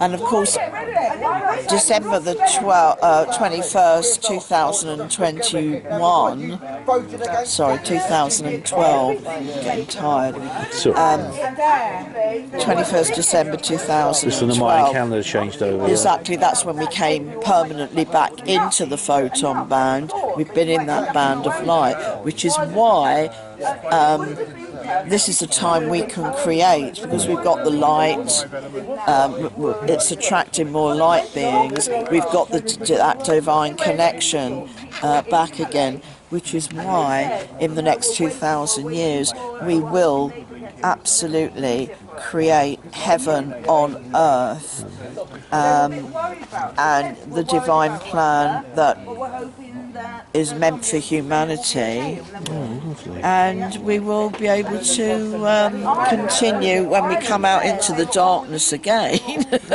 We'll be able to maintain the light, our level of consciousness. Excellent. Well, thanks very much, Jane Lee. Much appreciated. Good to meet you. Good to talk to you today. Yeah, if anybody wants to get in contact with me, healingangels.co.uk. That's Jane Lee's website. Thanks very much, Jane Lee. Okay, thank you. It's now a very dark, spooky night here at High Elms Manor, and the trees are looking very creepy. It's very atmospheric here, and it's really, really cool. Good morning, everyone. Me and Dave just woke up. We're just starting the day with GB News, and we're going to go for breakfast. But the conference is over. Another one. It's the third one I've been to in just over a month, and after this there won't be any for a while. So withdrawal symptoms time. All right, ladies and gentlemen, it's souvenir time. So I have here, of course, my wristband, very similar to the one at Contact, and you can see it says there, Wake and Aware Weekend Pass, which is what I've got. These are, you've already seen these. These are the cards for Jane Lee Miller. This is, what's this? This is, one sec, I'll just turn the camera away just in case it's something sensitive. Now this is Dennis Denokla. Alright, I got this from David Griffin. This is, I've heard of this guy from Timothy Good, and he's just got a new book just recently translated into English. This is Dr. Alexander Barry, School of Back Pain Studies, because it's a very, very common thing, back pain. Especially ex-hospital porters are quite prone to it, so I'll probably, good idea to pause and read this, what if you are the sort of person who may be high-risk group. Yeah, that's interesting. Very difficult to treat though, isn't it? This is also from David, Alien Fallout, 23 Strange Death Cases of Marconi. Oh, David's got a book, right. Don't know, well, this is the list of the Marconi deaths. 23 of them in just 1982 to 1990. And they're all very suspicious circumstances. This is my notebook. I've still got that from Truth Seekers North East. This is my New Paradigm Institute pen from Danny Sheehan. here's my other pen. That's the main pen I've been using. Those are my glasses. This is my... Well, I've got 2 chargers tangled up. That's my phone charger. And that is my... That's my camera charger, which I needed. This is the bag I keep my chargers in. And that is my toothbrush. And that is, again, my moisturiser, which I do need because I have a bit of a dry skin problem. And that's the end of this particular expedition's souvenirs. Okay, we're just outside Dave's flat, and there's these, looks like 2 eyes watching him. Of course, it's simply holes. This is simply a panel with some holes and some screws to remove. Almost like an alien. Yeah, but it's weird, isn't it? Yeah, I've got toast. Yeah, Dave and I are having a very healthy breakfast to enhance our diet. Yes, okay. Interesting headline there from Friday. In a plot twist, well, that's from last week. John le Carre revealed the grandfather of the brilliant new head of MI6 was a Nazi spy chief. Well, no surprise there, because Sir Roger Hollis, the former head of MI5, was a Soviet agent. So, yeah, very, very John le Carre indeed. Yes. David, I'm going to have time to head back to the so-called real world. Have you had a good weekend? Yeah, it's been brilliant, yeah. Any favourites or highlights? It's been a laugh and having you over, and it's been good fun, yeah. We had, I mean, last night we were sitting around chatting, weren't we? It was great fun, wasn't it? Yeah. I was half asleep. And at the venue as well, and everyone was such a laugh, you know. It was. I love these moments. Yeah, it's very these social moments. I was half asleep, but it was still great fun to be with those people. Yeah, it was late, but no, I love talking to people about what's going on and all our theories and what's going on in the world, and you know what we thought of the speakers and stuff. You know? Yeah, definitely. It's all good fun. Yeah. So yeah, thanks, man. Yeah. You're welcome. It's been good to stay with you again. Good to see you again. Thanks for breakfast. Oh, you're very welcome. You're very welcome. And do you know any particular favourite speaker, you think? To be honest, I like the plumber. It's called the paranormal plumber. Yeah, and Darren. Yeah, he's had so Brown. many, he recounted, that's right, yeah, and he recounted about 50 different experiences. So it's a lot, it's interesting to hear that, because it's all personal stuff that's happened to him, you know. And but yeah, just the whole event, the vibe is so good, and lovely venue, and beautiful venue, absolutely perfect venue, so lovely there. Yeah, and then we chill out on the terrace, you know, afterwards, and it's all so good, you know. Definitely. I just love it too, and I mean, I want to say a big thank you to yourself for taking part in this video, and for being a great host, giving me a place to stay, and for coming with me. And got to look after the good guys. Exactly. Ben's one of the very good guys, so we've got to take care of him. Good, thanks a lot. Yeah, I mean, I'll say more later about my general feelings about the conference, but as you guessed, I really enjoyed it, and it's been a fantastic event. So, well, time to go back to the so-called real world now. Yeah. I hate this moment, but it always comes. This is an interesting place, the Exchange Watford. Sales and marketing site. Now, I've told you before about the transgender TR3B that's on my bedsheet. Here, we have a transgender Phoenix Lights object. Now, this is an interesting image. Discover your Dolce Vita, which of course is a liqueur. It's a spirit liqueur of some kind. And it says that here's this image here of the 2 women with their Dolce Vita cocktail thing, and then look, what's in the sky? Sylphs and chemtrails. You see these pillars. London stations, I know, tend to have these pillars. It's like standard architecture for when this station was built, probably over a century ago. I don't know exactly, but I've arrived at London Euston. I'm going to walk again back to Victoria because I'm not in a rush today, and I mean, even though the tube train will be a lot quieter at this time of day, it'll save me a bit of money, and the weather's nice. Also give me a chance to do my speaker review, which I haven't been able to do yet. So that's when I'll do it. Here we go. We're at the barriers now. There are Janet coaches in London too, you see. Oh look, I'm at the University College Hospital. It's a general hospital member. He's got like an emergency department. And there's a whole list of other facilities provided here. I should go in there really and salute my brother and sister porters. I'm not going to film in there, but I'm just going to pop in there and have a look. Oh well, I never got the chance to see any of my brothers. I actually went into the emergency department. I'm not going to turn my camera towards it, but there was it's really different to how the John Radcliffe used to be. You can see through the window the taste of what's there. Basically, there's like the minor side waiting area. It's like it was at the John Radcliffe, with a series of seats, and there's the reception desk. There's the sort of examination rooms, but the rest of the department is sealed off behind a pair of double doors. Don't know how much you can hear, but it's very windy right now. Behind a pair of double doors, and there's literally a security guard sitting by the door to make sure the access is very strictly controlled. So it's almost like there's a outside and inside structure to the emergency department there. I did see one of my brothers through a window on the other side collecting a wheelchair. I heard an announcement. They said, "Can we have a porter to room 6?" I did see him from a distance, but he didn't see me. So his pordar is obviously not very good. Well, my pordar is pretty good, but I mean, he was wearing his uniform, which is a bit of a giveaway. Anyway, I saluted him from a distance, and I salute him now.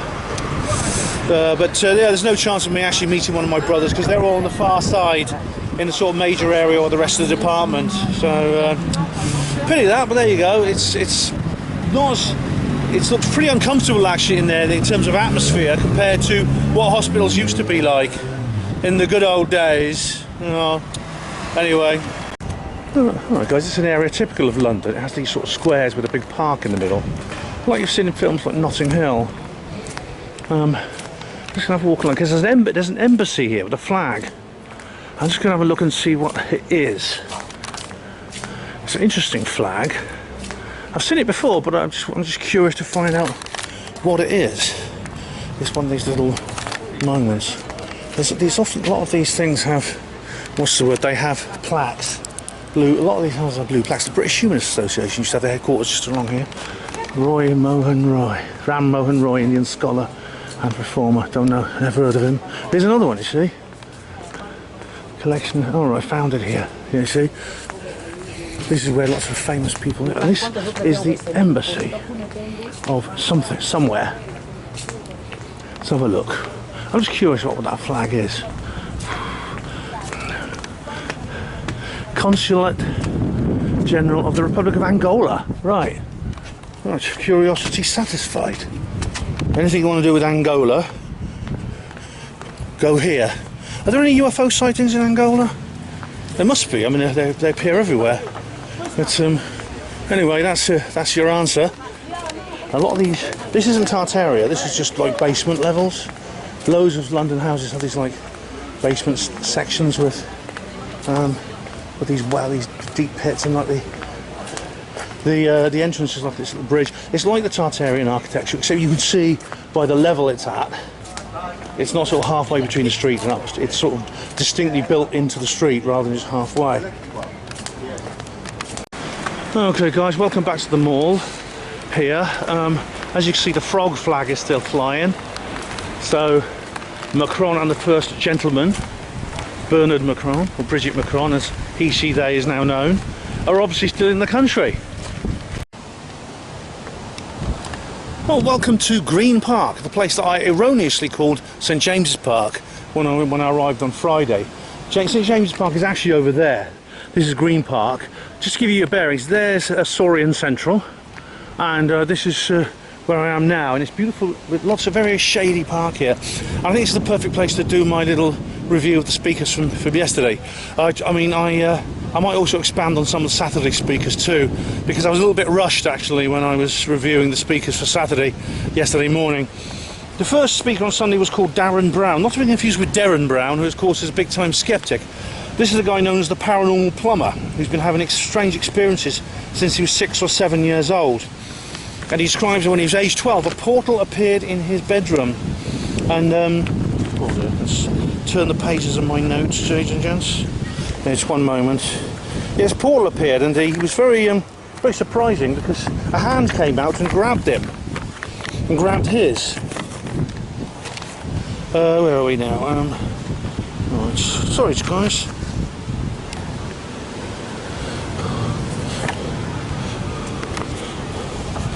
My notes are out of order. One moment. Yeah, a hand came through.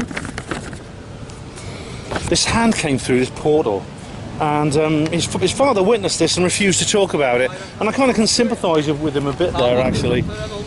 I can kind of sympathise with him because, you know, my own father was very similar. You know, he tried to talk to him about something serious, and even something he knows about, he just no, don't want to talk about it. Don't want to talk about it.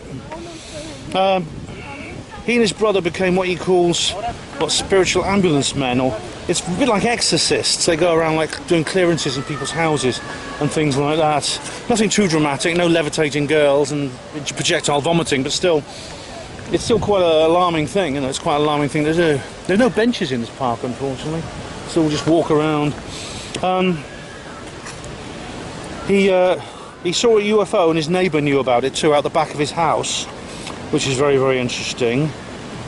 And he was scared. He was scared when he grew up. He got married and had kids. His wife was in the audience there, and he was scared that his experience might lead to him losing his children. Because you know what social workers are like. Well, I know what they're bloody like, I'll tell you. He had hypnotic regression as well to help him recover his memories, which is a controversial technique, but I think it's still valid in many cases. He said weird things happened, like this image of a head appeared on his laptop, on the monitor of his laptop. Also, an orb appeared in his lounge and destroyed his television. He had a near-death experience. He was actually offered the chance to go to the spirit world and die, but he chose to stay. He said because he said he's got a wife and kids, which of course is understandable.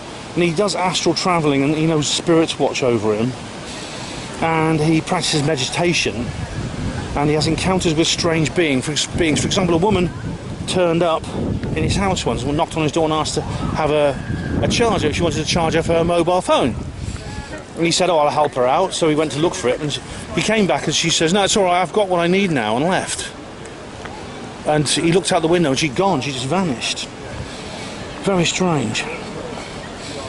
His daughter was once hit on the head by an alien, and he encountered things like animated pieces of cloth, which is very, very strange indeed. And there's a poltergeist in his house that used to move the tools around in his tool shed. There are some benches here, but they're full of people. I'll have to keep walking.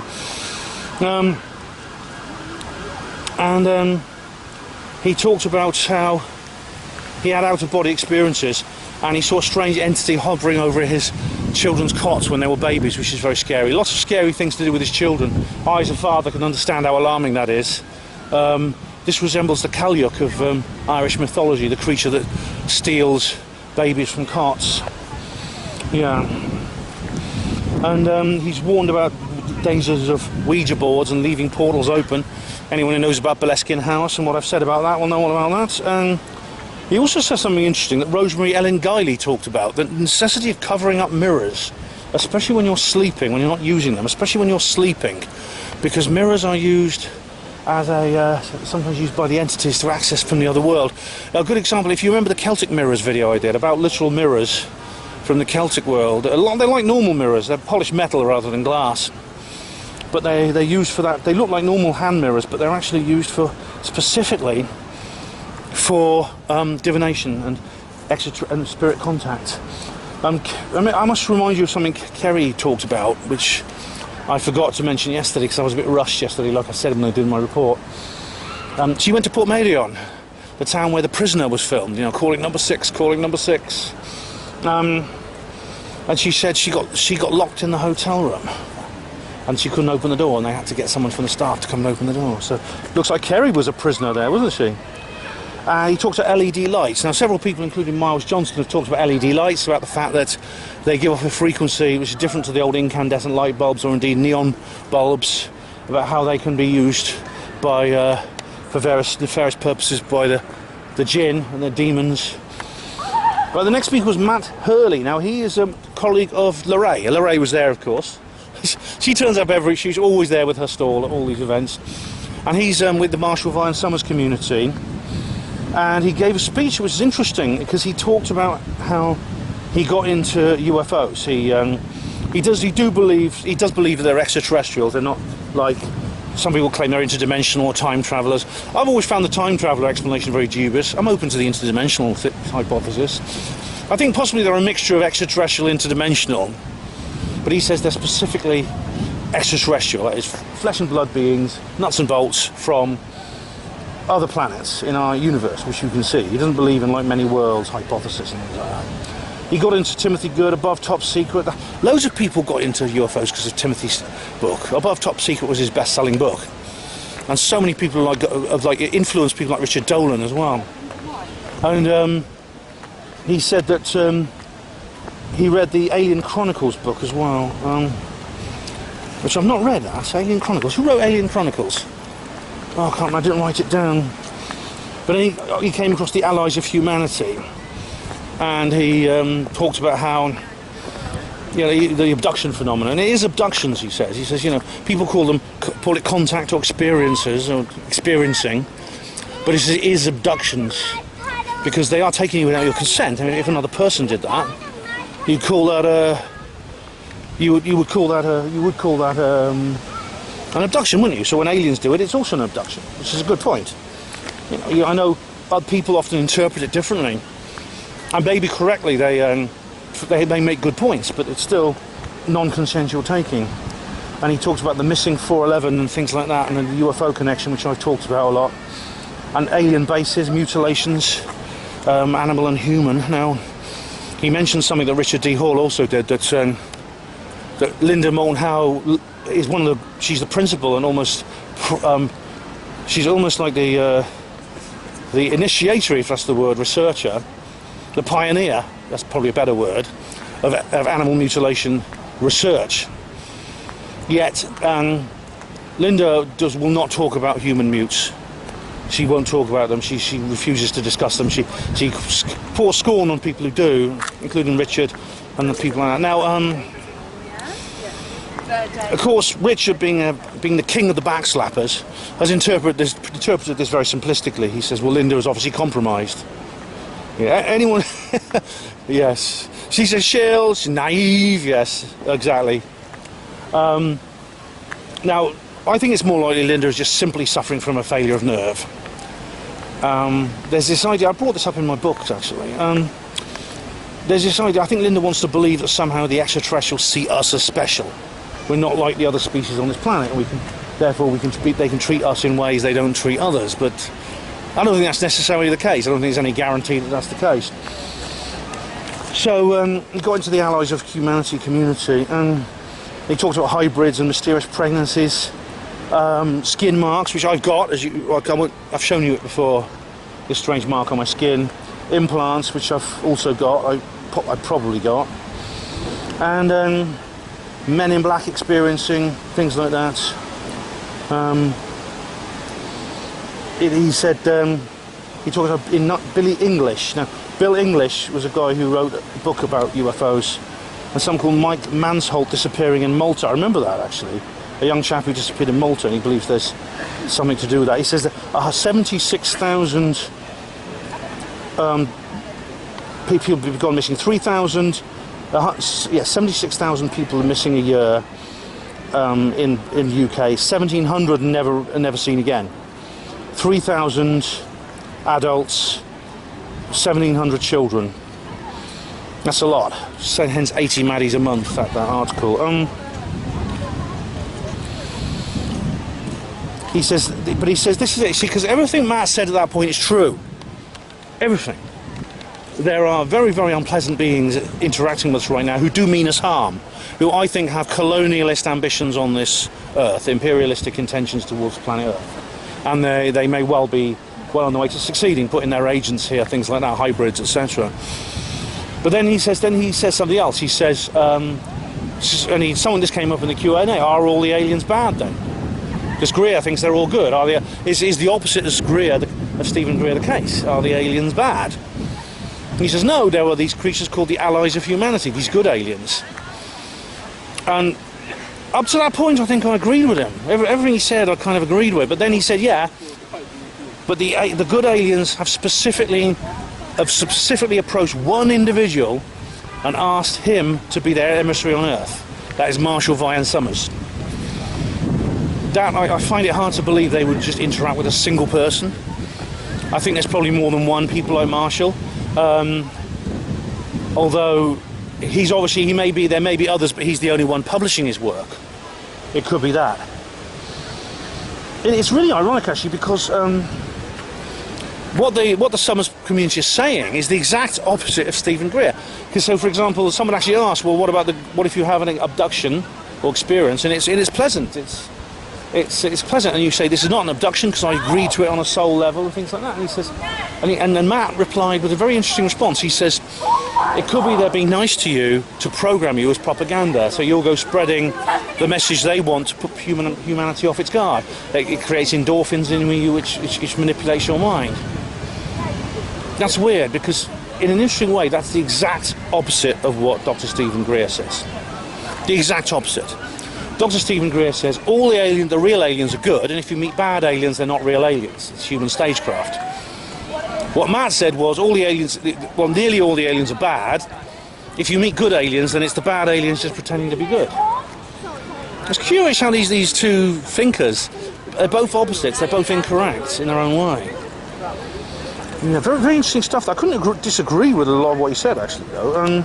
I should add, actually, on the subject of positive interactions with ETs, the depth and complexity of those is as astonishing and intricate and widespread as those who experience negative or neutral interactions with ETs. I mean, in this way, Matt Hurley's explanation really falls short very, very, very severely. If you look at the work of Mary Rodwell, for example, and many, many other witnesses who have, even though these are technically non-consensual on a third dimensional level, as indeed Matt Hurley's correctly pointed out, a lot of these people don't, in retrospect, do not actually dispute that their interaction was a good thing. In retrospect, and looking at the bigger picture, they said it was a good thing, and they even claimed that on a higher level, a soul level, they agreed to it, as I previously stated. But it is extraordinary, and I mean, there's the testimony of these ETs, the way they behave, is really amazing. And if you want a comparison to the goddess of ayahuasca or the various other creatures, the machine elves that people experience when taking various entheogenic drugs, you could explain these as objectively real, which I think is the most logical explanation.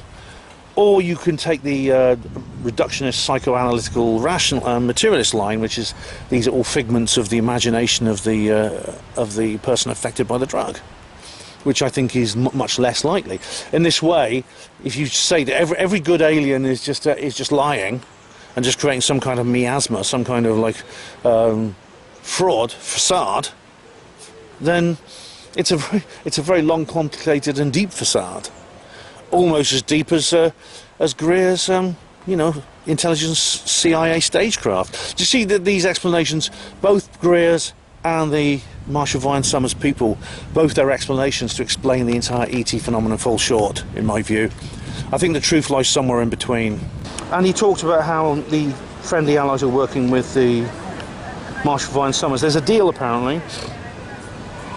The aliens have made a deal with the members of our elite, the deep state, which is basically, it's the classic line, we will give you secret technology which you can use for your own benefit and keep from the people if you just let us abduct people. Right, well, as I've said, I find that sort of this deal theory a bit dubious, because if it ever came to, if it ever came to some kind of bargaining position, we humans wouldn't have much to put on the table, would we? It's not as if the aliens need our permission to abduct us. I've always found that a bit dubious.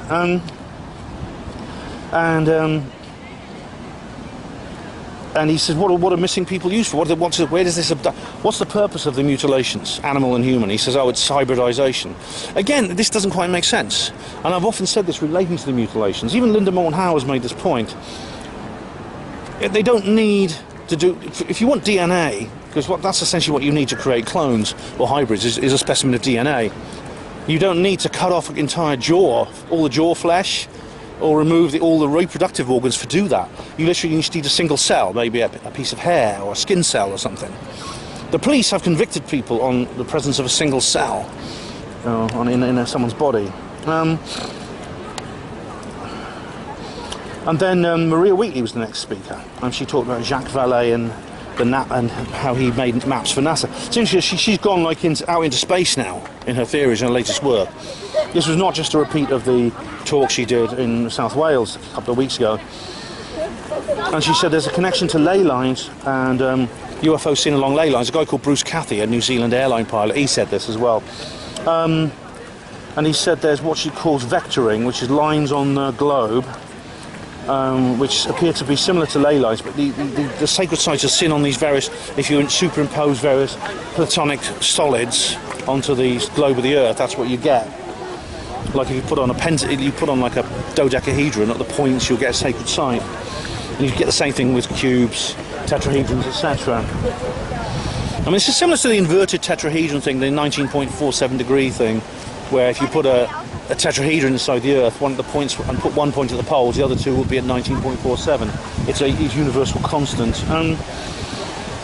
She talked about the long skull people and backing, for the megaliths for energy and things like that. And she also says something. There's a cover-up going on, which includes she's been targeted by very nasty people, including a vicar, who's trying to stop her doing her various ceremonies and energy work and stuff like that, and her tours.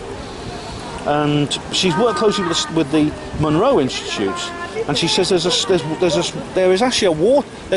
stone in Stonehenge that gives water, pure water. Where it comes from, no one knows, but it's been plugged up with concrete. And she talks about the West Kennet Long Barrow and the Wayland Smithy. There's a big stone being put in front of the entrance of West Kennet Long Barrow deliberately to spoil like this effect, which is similar to Newgrange, where the sun shines in at a particular on the solstice or something. Okay, so now where do my notes go from here? Right.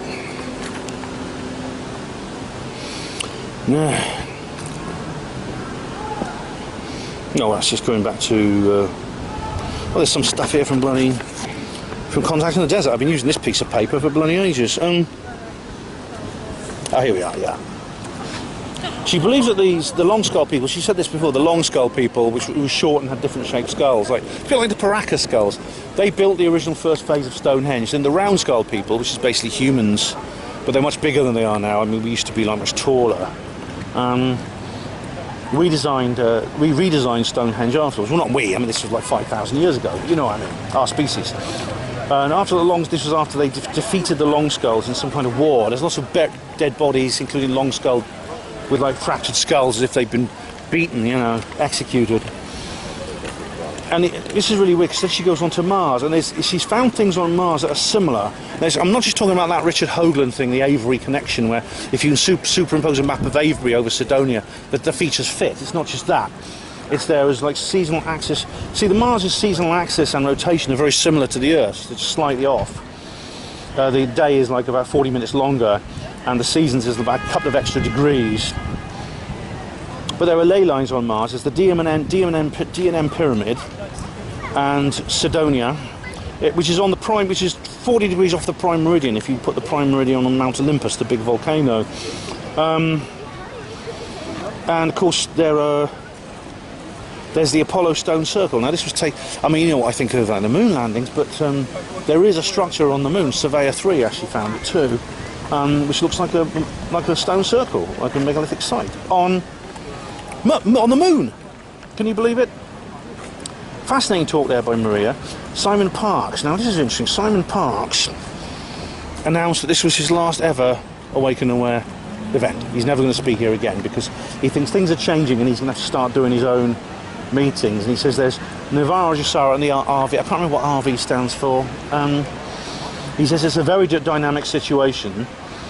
And he referred again to how intelligence agents are usually in families, and his own family has a big connection to intelligence, and how the birthday card he talks about, the famous birthday card with him on, was actually bought from the Hallmark shop in the Pentagon shopping area with the staff. And he talks about treatment by aliens, about how he received treatment by aliens. So I'm trying to get through my notes, and he said that he was he said that he has something in common with Orlando Bloom and Mike Spears, which they both went to school in Brighton. Yeah. Because Orlando Bloom was Max Spears' school friend, the actor, you know. And he said he was going to. He actually almost became that. He was the Tavistock Institute worked with him, against him, and used him as a kind of like subject, which they've done to me as well, in a slightly different way. And he said that they actually were going to make him the kind of Max Spears-like person, but then they chose Max instead, something like that. And he said he actually lived in Hove, which is the town next to Brighton, and there's lots of intelligence safe houses, MI6, MI5, CIA, Mossad, etc. there. So Simon was saved from that fate. And in 2015, he had a Skype with a polytechnic or university lecturer. He wouldn't say which one. I wonder if it was Oxford Brookes University, because it was Polytechnic that became a university. And he said that someone had told him, "You're no Simon Parkes." And apparently he was given a test on the spaceships, and he failed it, and as a result, he's still alive. There's also this thing called the sword test, where you throw a sword up in the air and you have to catch it with your hand, which of course you could suffer serious injury if you catch the blade instead of the handle, the hilt. You know, and that's actually holographic, that sword. And he mentions Russ Kellett. Now, Russ Kellett is a bit of a controversial figure, but apparently he was involved in this too and did the sword test. The Pentagon knew about Simon Parkes. Just trying to discern my notes there. And he also talked about someone called, there's this film including someone called Kermit the Hermit by someone called Bill Peet, who was a Disney collaborator. And funny enough, I've never seen this film that he made, but there's actually an episode of The Avengers, the original series of The Avengers from the 60s with Patrick Mooney and Diana Rigg, a really, really cool series. There's an episode called Gravedigger, which has a creature, which is about underground alien bases, and there's a character in it called Kermit the Hermit, not to be confused with Kermit the Frog. And he says that intelligence only works so far with off-world entities, and the deep state and aliens get together a lot. And he says the purpose of the aliens is to show an alternative, not to use force, which is a similar thing to Q. You know, Q doesn't just give information, Q educates and helps the people think differently, you see. In the Q&A, people asked about the emergency alert system on the phones, which, as you know, I wrote an article about this. I actually didn't just switch my phone off, I let the battery drain in case they switched my phone on without my permission. He mentions, he asked a lot about, I asked him a question about the Israel-Iran thing, and he says, told me not to worry. He says that the whole thing was just basically for show, and it was just to take out, it was being used by Israel, and Trump are essentially working together for the forces of good. Now, I'm a bit dubious about that, but he did make the point, you know, the attack on Iran by America, it does seem to have been a one-off. And also, Trump has not fired Tulsi Gabbard, as I predicted he would. And it does seem, there's been a couple of weeks now, nothing more has happened, which leads me to believe that maybe I was a bit hasty in what I said in my, Told You So Ben live stream. And that's maybe more, that may be just wishful thinking, but maybe it's not. And we'll have to see how things go. The UN is apparently doing nothing right now, and UK law will change to constitutional law rather than Napoleonic law, which is different from common law. The med beds are going to come out, and the med beds, I can't remember all the details about the med beds, but it's something that connecting consciousness communities talked about for a long time. The black hats, that is the Illuminati, have no control at the moment. They do little gestures every now and again, you know, but they can't do anything on the scale that they used to do. For example, the Indo-Pakistani skirmish a few months ago, which Trump put a stop to, and then the Air India crash, interestingly, was actually a product. It was actually a move in that war towards the end. It's interesting. And then he says this is why Trump has been nominated for the Nobel Peace Prize, or will be nominated for the Nobel Peace Prize. Right. He says free energy will be declassified. And he also talks about how he almost got killed when a van crashed into his car.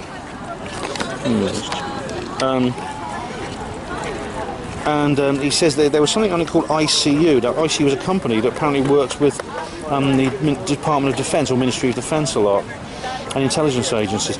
He believes we're ascending to the 5th dimension, and we might skip the 4th dimension where the reptilians live.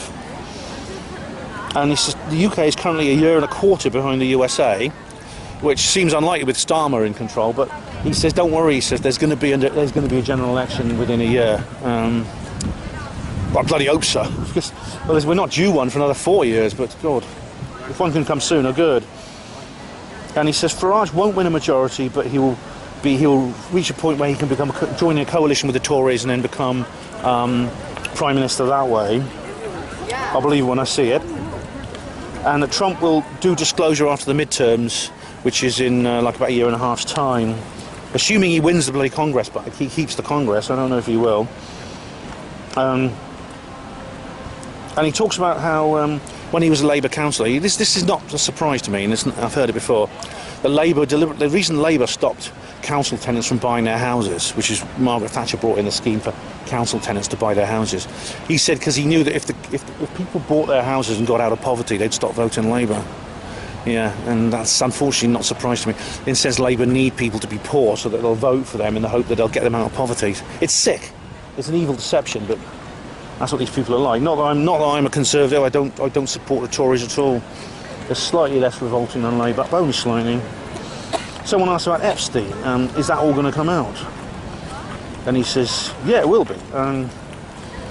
So Simon, I met Simon a few times. I sort of know Simon. I said hello to him, spoke to him. He talks about a lot of things that are very interesting. I think what he talks about is very optimistic, very hopeful.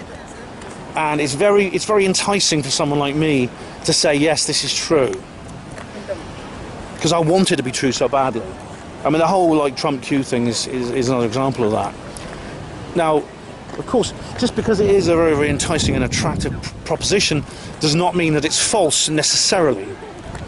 And so I don't accept this idea. If something is very, very appealing to you, it can't be true. It might be true. Hope it is. Anyway, a very, very interesting series of speakers, therefore, for Sunday at Awaken Aware. Now I'm going to take a little stroll back to the coach station where I can get my coach to Oxford. Okay guys, welcome to Buckingham Palace Road. Interesting fact, in one of these upstairs flats in one of these buildings, I don't know which one, many years ago, this was before Boleskine House, Aleister Crowley performed several magic spells. Well, I don't know if he actually left the portals open up there, but the local residents will know if he did. Hello, welcome back to Oxford, ladies and gentlemen. Another mission accomplished, another conference under the belt, and now I'm back in so-called reality or normality, and as if that's a good thing. There's not much I can add really, apart from just give you a brief assessment on my favourite speaker. That's tricky. I don't know. I thought Matt Hurley was probably the most interesting in terms of the originality of the whole thing. He was the one I was least familiar with, or Darren. I mean, Darren Brown I'm also unfamiliar with, but I think Matt Hurley certainly was the most original. I mean, all the speakers were very, very good quality. David Griffin, I thought, provided a very interesting update, and it's good to see he's written a book. But really, you know, I thought there was no speaker that I disliked, and I thought was no good. I agreed or disagreed with them all to a greater or lesser degree, but there's none that I thought were, I would say, bad. You know, not right. Substandard. None of the speakers were substandard in my view. It remains for me to say a big thank you to everyone involved who made this happen, who helped me, who assisted me in this production, gave interviews, organised, attended, spoke, and assisted me in all the other ways in the production of this film. I'll make sure you're in the credits. And what's coming up next? Well, by the time this is uploaded, you'll have seen my live stream on the strange interstellar object that has just invaded our solar system, a third Oumuamua, or a second one actually, because Borisov was definitely a comet. And well, there's the launch of Capel Green, the premiere coming up soon, and I'm sure I can think of something to fill the time between now and then for HPANWO TV. In the meantime, thank you all of you for watching HPANWO TV. Hospital Porters, pride and dignity, stop the New World Order.